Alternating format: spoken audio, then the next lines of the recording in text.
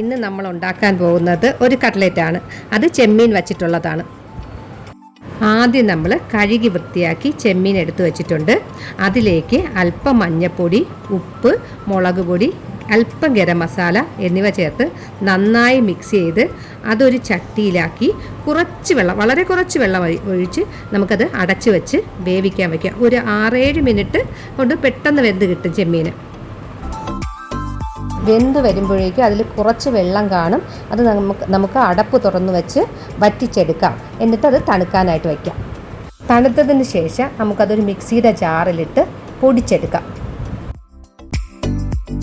ചെമ്മീൻ ഞാൻ ഇവിടെ പൊടിച്ചെടുത്ത് വച്ചിട്ടുണ്ട്. സവാള പൊടിയായി അരിഞ്ഞതെടുത്തിട്ടുണ്ട്. ചെമ്മീൻ മിക്സിയിൽ അടിച്ചതെടുത്തിട്ടുണ്ട്.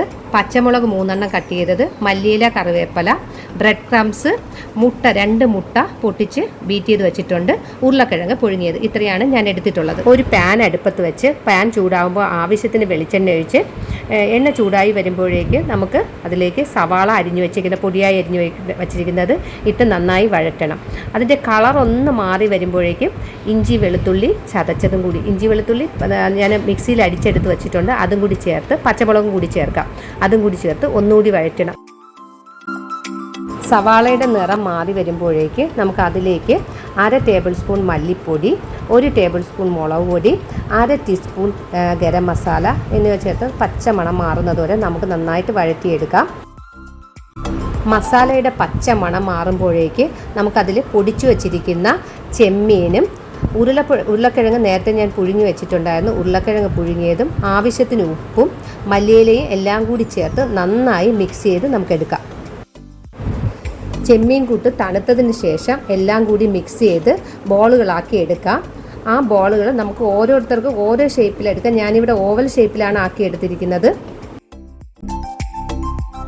ഒരു ചീനച്ചട്ടി അടുപ്പത്ത് വെച്ച് എണ്ണ ഒഴിച്ച് എണ്ണ ചൂടായി വരുമ്പോഴേക്കും നമുക്ക് കട്ട്ലറ്റുകൾ ഓരോന്നും മുട്ടയിൽ മുക്കി ബ്രെഡ് ക്രംസിൽ മുക്കി നന്നായി പൊരിച്ചെടുക്കാം.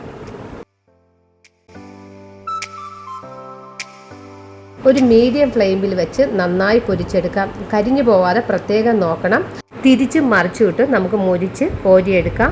എല്ലാം ഇതുപോലെ മുഴുവനായിട്ട് നമുക്ക് ഉണ്ടാക്കിയെടുക്കാം.